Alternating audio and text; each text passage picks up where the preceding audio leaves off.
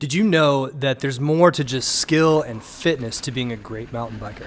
This video is for you if you're an intermediate mountain biker stuck on the skill plateau. I'm going to show you exactly how to break through that. Now I'm going to leave a really quick message today for all of you free ride freeloaders out there who are looking at this content and going, man, this is really helpful, but you haven't subscribed yet. Subscribe to the channel. Thanks. All right, and that word from our sponsor is finally over. Let's get right to it. So the first thing is we're going to go through what the difference is. Now, most people believe that you have a couple things. Almost every mountain biker that I've talked with, they believe that flexibility and endurance and strength and skill is really what you need. The truth is that there's way more to mountain biking than just flexibility, strength, skill, and endurance. The real breakdown looks more like this. So over here we have skill, and over here we have your athleticism. Athleticism is comprised of about 7 or 8 different components. I'm going to simplify this down today and just give you the basics. I'm going to go ahead and list them off right now, and if you stay to the end, I'm actually going to break down how you can improve in each of these areas, so let's get to it. Number 1 is coordination. This is your ability to have your mind tell your body what to do and when. The second one is raw strength. This is how much power is in each of your individual muscles. The third one is functional movement. This is how well you're able to express the moves that you need to be a great mountain biker. Number 4 is flexibility. Flexibility is how far you can move without stopping.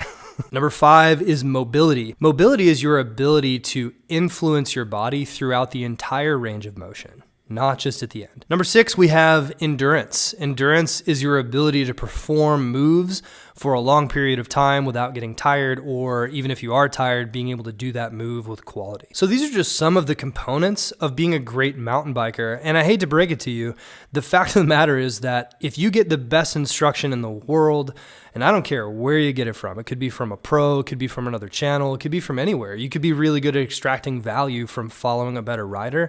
No matter how good your instruction is, the limiting factor to why you're stuck on the intermediate plateau and why you've been here for so long is because you don't have one of these areas as good as it needs to be. And so here's the thing. The reason I'm making this video is because there are so many resources out there right now that help us with very general information, but they don't help with a transformation. And that's why I'm making this video, because right now I'm on a mission to help 10,000 mountain bikers shred with confidence. And if you're looking at this going, man, I love mountain biking, I'm a fanatic, maybe you use it to de-stress, maybe you just have been doing it since you were a 10-year-old, and you just care about riding, you're in the right place. You need to listen up to this, because what we've done is I've actually worked with my brother-in-law for quite a few years. And what we do is we focus on helping intermediate mountain bikers who are stuck on the skill plateau. And what we do is we help them break through that. We use an approach, I don't even have a fancy name for it. And what we do is we just get your body moving where you activate the right muscles to do the move that you're trying to do on the bike. So the fact of the matter is that you can copy an instructor and put your skeleton in the right place. But if you're a skeleton position rider and you're using the wrong muscles to activate, you're going to get tired, you're going to get arm pump, you're going to get frustrated. And if you're watching other riders pass you on the trail and you're just like, why isn't my body working the way that it used to? It's like, well, that's why. It's because you can actually change these things.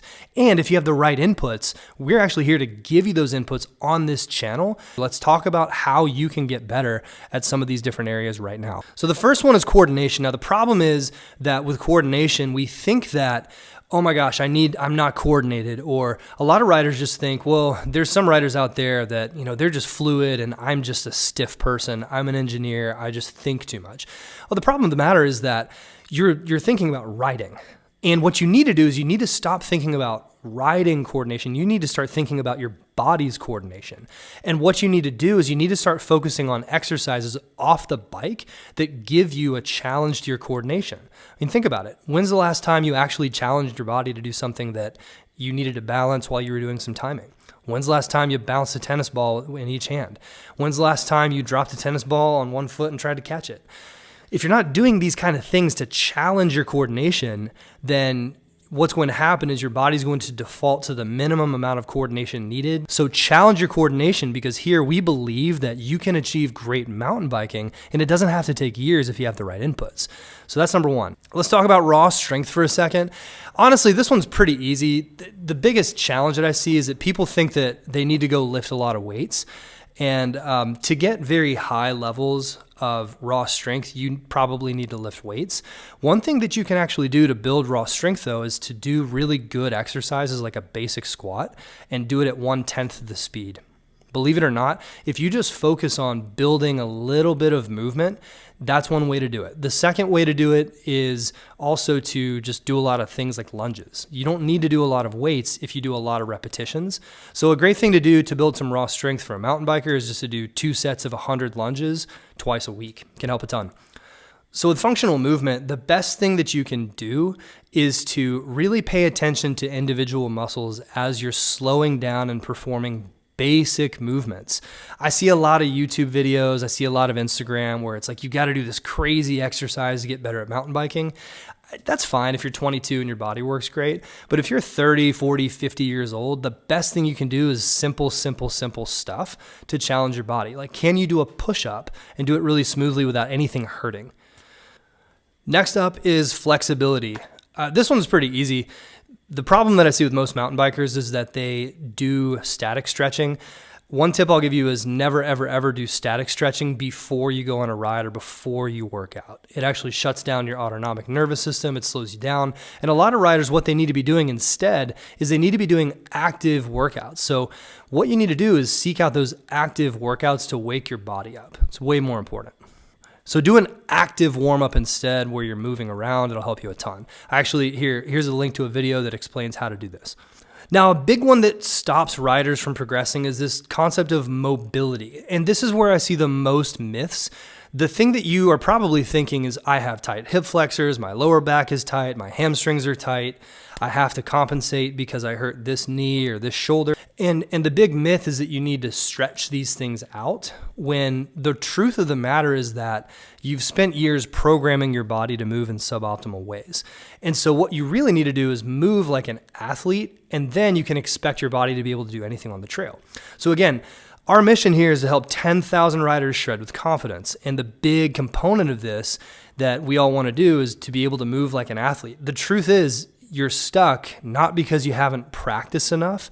Sometimes you're stuck as an intermediate rider because your inputs are wrong. Your body can't move like that. And so when you try to do the move on the bike that you're trying to do, you can't do it because you can't ask your body to do it. It's not your fault. No one showed you how to be mobile. And the problem I see a lot of times, again, is they'll use stretching to increase their mobility, or riders will just ride more and, take an ibuprofen. It's just not a good approach. Now, the theory that you need to apply in order to increase your mobility is going to be moving throughout the entire range of motion of a joint. Okay? No one talks about this. Most of the time, what we talk about is your flexibility and our strength. Now, endurance is a big one. Here's the thing. I'll just give you one little quick tip. If you're a mountain biker who is just getting into the sport, probably one of the best things you can do, I learned from my friend Brian, spend 3 hours per week in heart rate zone 3. Start there. It works magic. Get a heart rate monitor. They're $20, or you can spend a lot more money on a Whoop. Yeah, just get your heart rate up for 3 hours a week. It's fine. All right, now that we've covered all of these topics, which one resonated with you the most? Which one do you know that you need to work on? And which one maybe isn't something that you've heard talked about before? Put your comments down below, and I'll see you on the next video. Thanks.